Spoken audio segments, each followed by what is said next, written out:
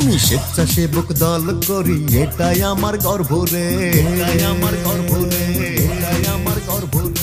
তারেক জিয়ার হাত ধরে দেশটা মোরা গর্ব রে, মোরা গর্ব রে। আমি স্বেচ্ছাসেবক দল করি, এটাই আমার গর্ব রে। তারেক জিয়ার হাত ধরে দেশটা মোরা গর্ব রে। দেশের জন্য মোদের জন্ম, আমরা স্বেচ্ছাসেবক দল, আমরা স্বেচ্ছাসেবক দল।